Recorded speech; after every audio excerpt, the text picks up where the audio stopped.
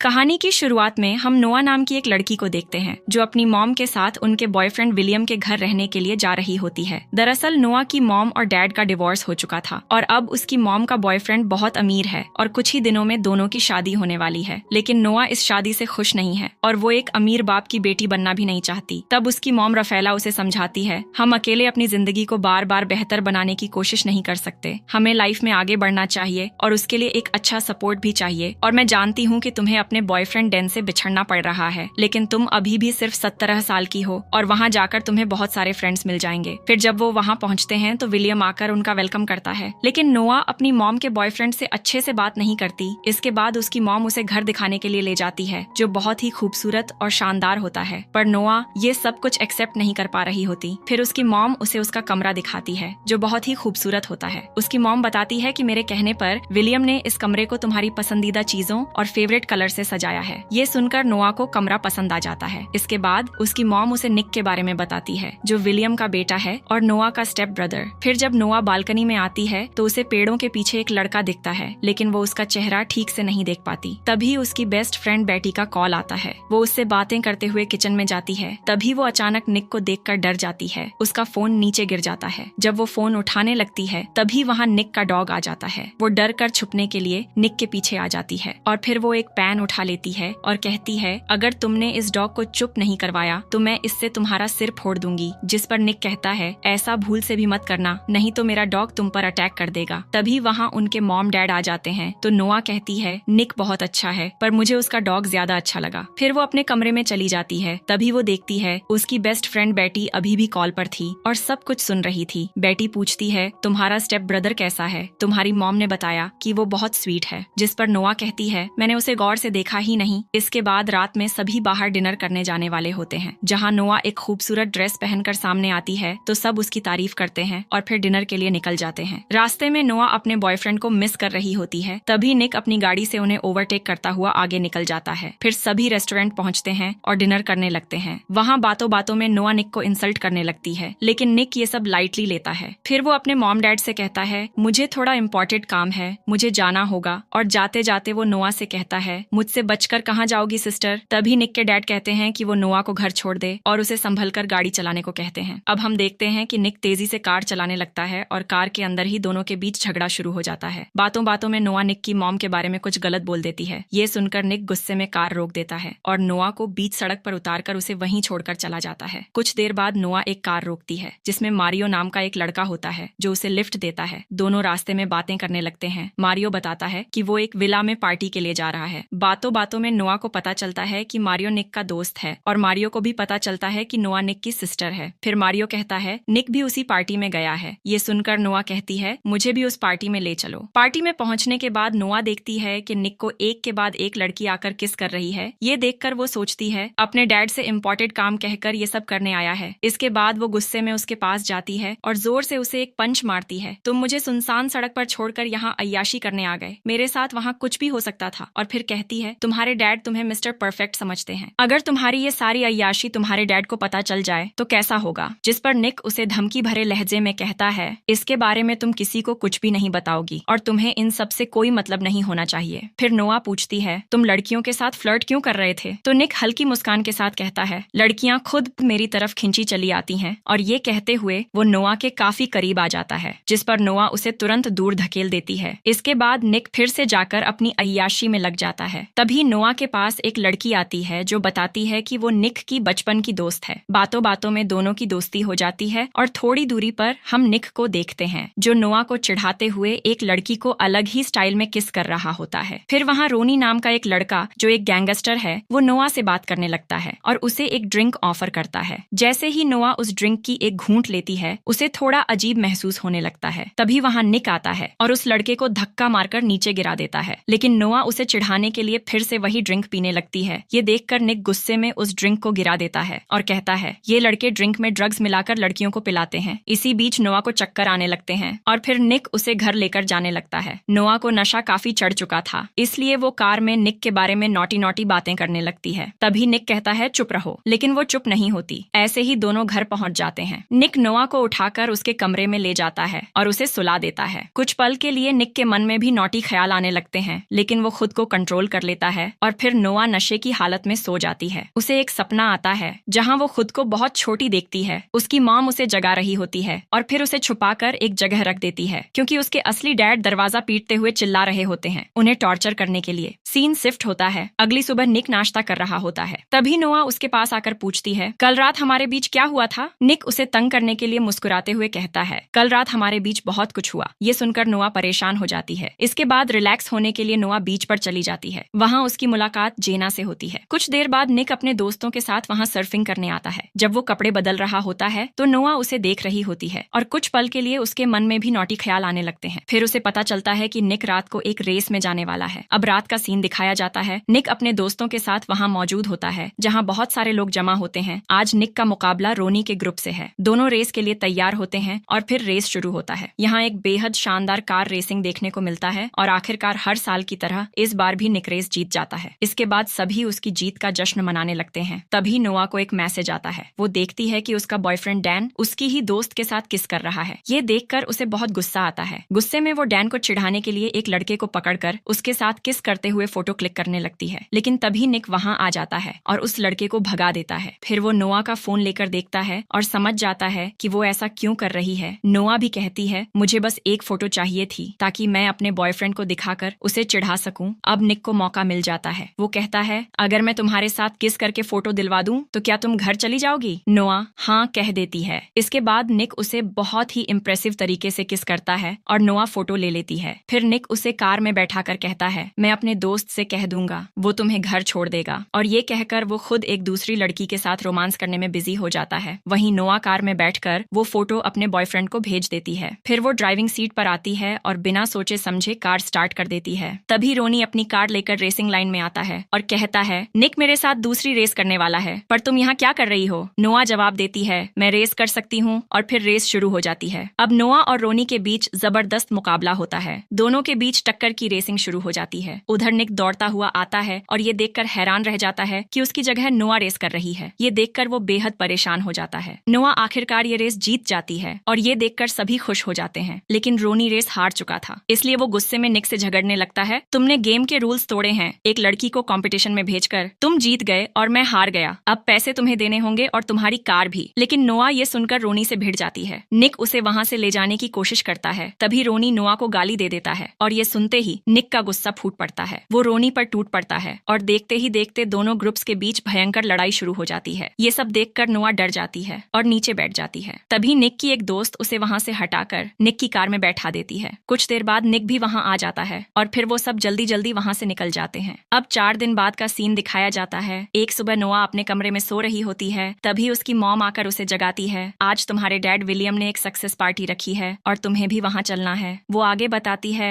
निक 4 दिनों से गायब है, लेकिन आज पार्टी है, वो जरूर आएगा। दूसरी तरफ हम निक को देखते हैं। यहाँ पता चलता है कि उसकी एक छोटी बहन भी है, मैगी, और उसके डैड की पहली वाइफ यानी निक की मॉम से उनका डिवोर्स हो चुका है। निक अपनी छोटी बहन मैगी से मिलने आया है जिसे कैंसर है। वो उसके साथ समय बिताता है, उससे बातें करता है। उधर नोआ अपने मॉम डैड के साथ पार्टी अटेंड करके वापस घर आ जाती है, लेकिन निक उस पार्टी में नहीं आता। अब नोआ घर पर अकेली बैठी टीवी देख रही होती है। तभी निक घर लौटता है और नोआ के पास आकर बैठ जाता है। बातों बातों में दोनों करीब आने लगते हैं और फिर धीरे धीरे किस करने लगते हैं। दोनों बहकने लगते हैं। तभी निक अचानक रुक जाता है। वो कहता, ये गलत है, हमें ऐसा नहीं करना चाहिए। तभी नोआ की मॉम वहाँ आ जाती है। वो निक से कहती है, तुम अपने डैड की पार्टी में क्यों नहीं आए? निक चुपचाप वहाँ से चला जाता है। अगले दिन नोआ अपनी कार वॉश कर रही होती है। तभी वो नोटिस करती है कि निक उसे देख रहा है। वो जानबूझकर खुद को पानी से भिगोने लगती है ताकि निक उसे देखे। निक ये देखकर हल्का सा मुस्कुरा देता है। तभी नोआ की मॉम उसके बॉयफ्रेंड डैन को घर लेकर आती है। लेकिन नोआ अब उसे नफरत करने लगी थी क्योंकि उसने उसे किसी और के साथ किस करते देखा था। इसलिए वो उससे ठीक से बात नहीं करती और जब डैन उसे किस करने की कोशिश करता है तो नोआ अपना चेहरा घुमा लेती है। इसके बाद उसकी मॉम डैन को अंदर ले जाती है। वहीं निक स्विमिंग पूल में होता है। नोआ उससे बात करने जाती है लेकिन निक उसे अचानक पूल में खींच लेता है। धीरे धीरे दोनों के बीच एक अजीब सा रिश्ता बनने लगता है। जब भी वो एक दूसरे के करीब आते हैं दोनों अपना कंट्रोल खोने लगते हैं और फिर पूल के एक कोने में जाकर किस करने लगते हैं। दूर खड़ा डैन ये सब देख लेता है। वो हैरान रह जाता है लेकिन निक के दोस्त उसे बहाने से वहीं रोक लेते हैं। तभी नोआ की मॉम निक को आवाज देती है। निक वहां से चला जाता है और फिर डैन नोआ के पास आता है और कहता है, ये वही लड़का है ना जिसकी फोटो तुमने भेजी थी। लेकिन नोआ कोई जवाब नहीं देती। अब निक कहीं जा रहा होता है, तभी रास्ते में उसे रोनी मिल जाता है और फिर से वो नोआ के बारे में गलत बातें करने लगता है। ये सुनकर निक का गुस्सा फिर से भड़क उठता है। सीन कट होता है। अब हम निक को घर पर देखते हैं। उसके चेहरे पर चोट के निशान हैं, यानी